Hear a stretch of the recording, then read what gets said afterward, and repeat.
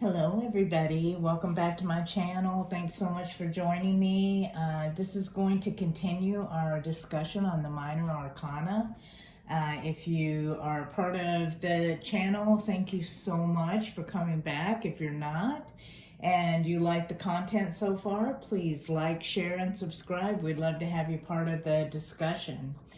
So we're going to talk a little bit about the court cards and then just the minor arcana overall.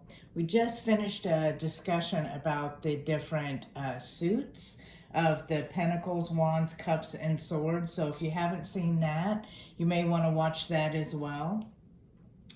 But in a kind of a high-level overview, the pages, they're kind of the youth of the court card, right? They're vital, openly curious, fearless, creative, childlike, and they have an openness to learn. They're explorative and playful in nature. So a very upbeat, positive card with the pages.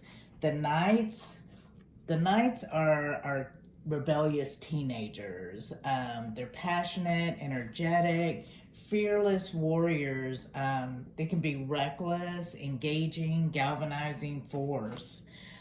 They're prone to shift erratically within the suit's energy, and so they're kind of the action heroes of the court cards, and sometimes showcasing that energy in very proactive ways, the next moment in unbalanced ways. So kind of that erratic teenage energy. The queens, the queen is more intuitive. They share the work with the king, but the queens, they express their power more creatively than authoritatively. They represent periods of openness and power and expression. Their being in control does not have to mean being closed off, stuck, or harsh.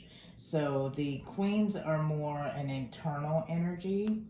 The kings of the court cards, they are more externally focused. They're like that outwardly mature adult.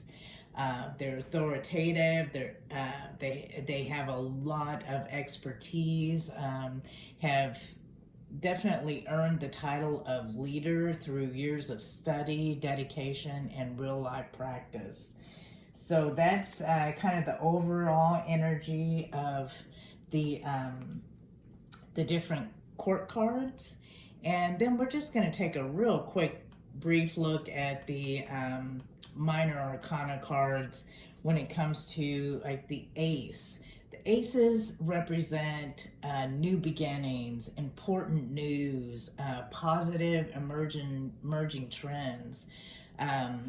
So with the ace cards, every one of them basically is a gift emerging from the heavens, and it's just the beginning and indicates hard work ahead to make the efforts permanent and powerful, but a very positive, great way to start a reading.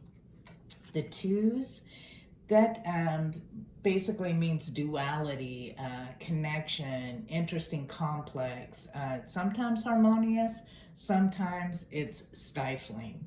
So could be a period of great harmony, or a period of introspection and learning from past hurts.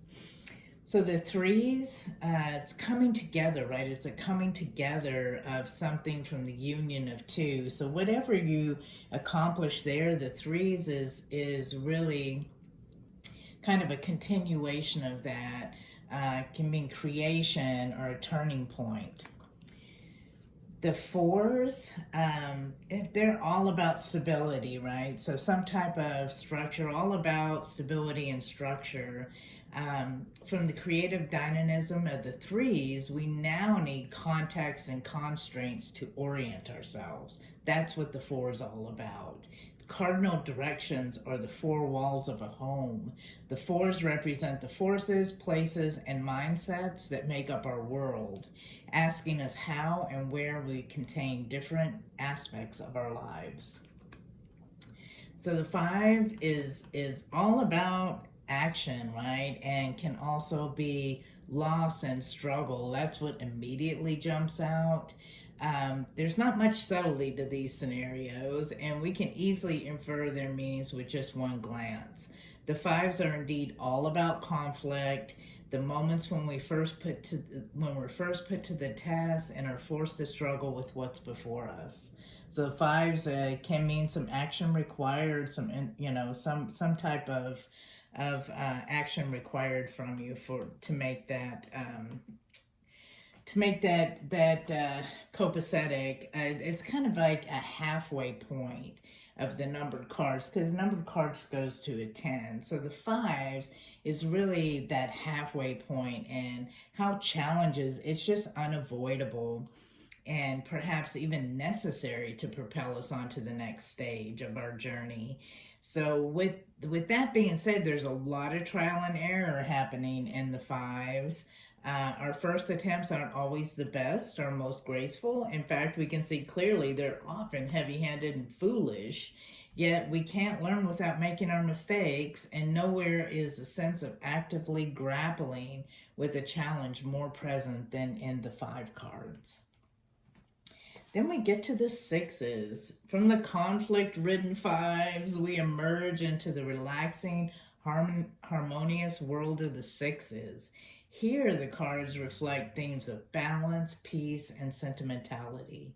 There's an aura of rest surrounding the sixes, which makes sense after all the grappling that took place in the fives.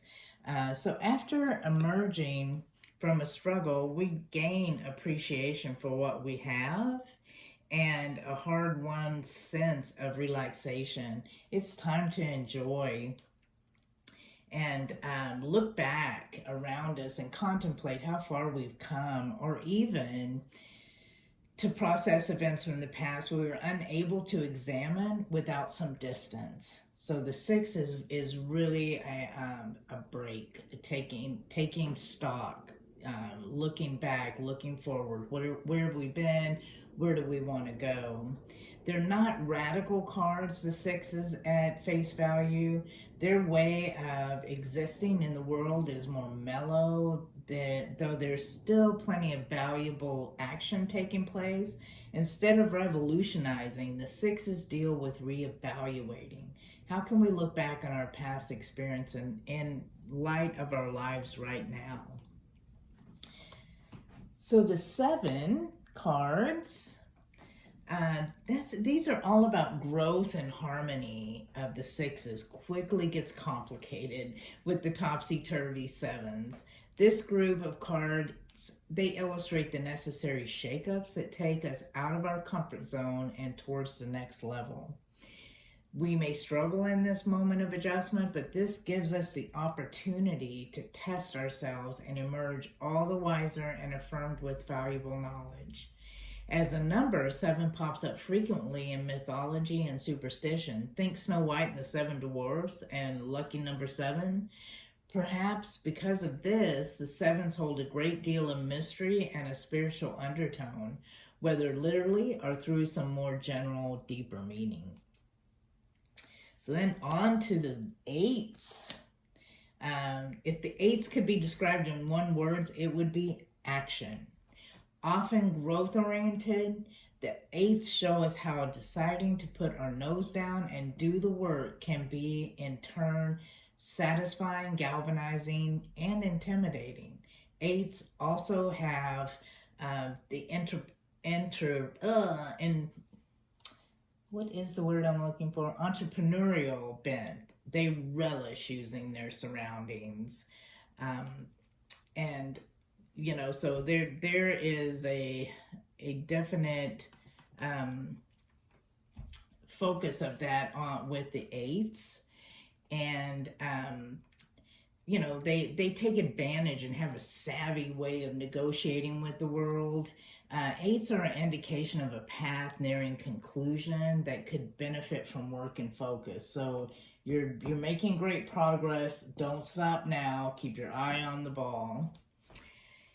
Then we come to the nines, and this is our little wounded warrior of the wands. He's been through so much, and you know, he has to just keep remembering. You almost finished the race here, almost at the finish line with these cards of the nines. So you know, they represent the, you know, very important step of the journey. It's, you know, for some suits like the cups and pentacles, it's smooth sailing to the end.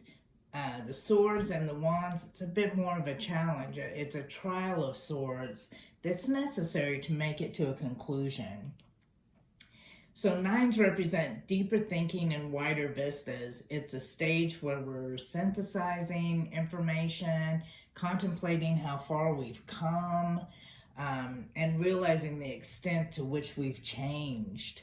It's a point where we look beyond ourselves to the larger meaning and reverberations of our actions. And just fortitude, stay the course. Then tens signify the conclusion of a cycle, event, or undertaking. Because of this, they represent both an end as well as the early stages of a new beginning, with 1 being the singular accomplishment and 0 being the seed that's yet to sprout. The tens are full of happenings and meanings. Think of the tens using the 3 C's: culmination, completion, and complexity. Tens represent the maximum expression of the suit, all the events, experiences, and lessons in one card.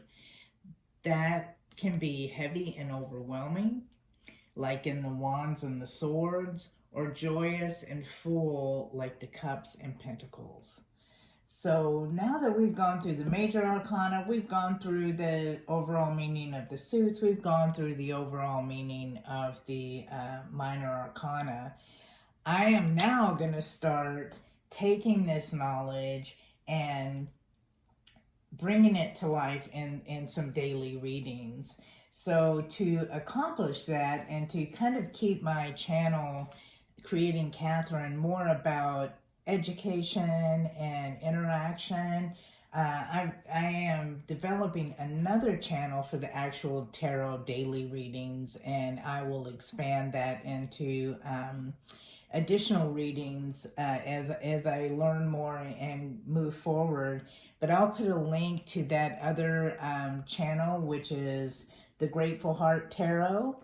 In case you're interested in some daily energies, that's where I will be working on that and developing more knowledge and comfort level with the tarot cards. So thank you so much for coming on this journey with me.